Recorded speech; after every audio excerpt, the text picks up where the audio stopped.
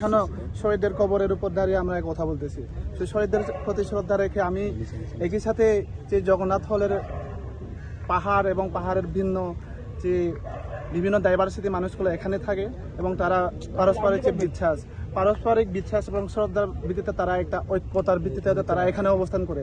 ওই ঐক্যতার ভিত্তিতে তারা পারস্পরিক বিশ্বাস, সেই বিশ্বাসের উপর ভিত্তি করে তারা এখানে সহ অবস্থান করে। এবং বিগত সময় থেকে শুরু করে ঐতিহাসিকভাবে এই হলের নিয়ে কোনো ওইরকম আমাদের মধ্যে কোনো রকম ঝামেলা বা ওইরকম বিবৃতকর কিছু হয়নি। কিন্তু আজকে এই যে গুপ্ত রাজনীতির অবস্থানের কারণে যারা আমাদেরকে রাজনীতিভাবে আমরা বিভিন্নভাবে সম্মিলিতভাবে সহ অবস্থানে আসি, আমাদেরকে বিভিন্নভাবে আমাদের মধ্যে যে পারস্পরিক যে বন্ধন, শ্রদ্ধা, বিশ্বাস বা আস্থার যে জায়গাটা আছে, ওই জায়গাতে আমাদের মধ্যে একটা পারস্পরিক অবিশ্বাসের বীজ ঢুকে দেওয়ার যে অপচেষ্টা চালাচ্ছে। আমরা মনে করি এটা আমাদের মধ্যে যে ঐক্য বিশ্বাসের যে সৃষ্টি, এটা ভাঙনের অপচেষ্টা হচ্ছে আমরা দেখছি।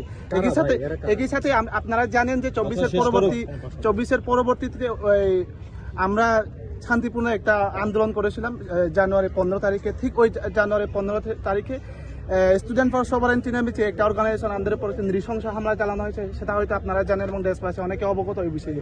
কিন্তু ওই বিষয়ে যে স্টুডেন্ট ফর সভারেন্টি যে সংগঠনটা, ওইটার মাদার অর্গানাইজেশন কিন্তু শিবিরের অর্গানাইজেশন ওইটা।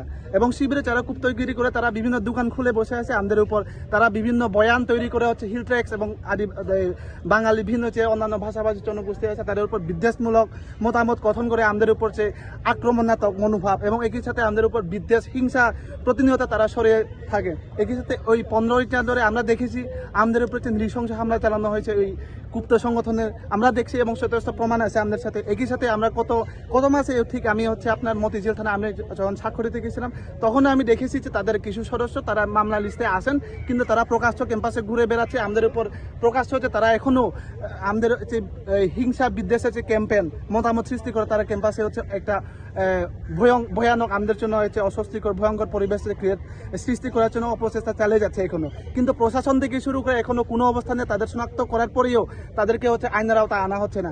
আমরা অবশ্যই ক্যাম্পাসে প্রতিনিয়ত আমরা সংখ্যার মধ্যে আসি এবং এই জায়গা থেকে আমরা মনে হয় এই হলটা বিভিন্ন বিষয়ের কারণে এবং পরিবর্তিত যে পরিস্থিতিতে আমাদের রিপ্রেজেন্টেটিভ থেকে শুরু করে আমাদের ভয়েস সব কিছুর কারণে আমরা মনে করি এই অপচেষ্টা আমাদের জন্য হুমকি। একই সাথে এই প্রতিবাদে আমরা আজকে সেই সংবাদ সম্মেলনটা করছি। এখানে আমরা সংহতি প্রকাশ করছি আদিবাসীদের পক্ষ হয়ে। আমরা ঘুরে বেড়াচ্ছে আপনি বললেন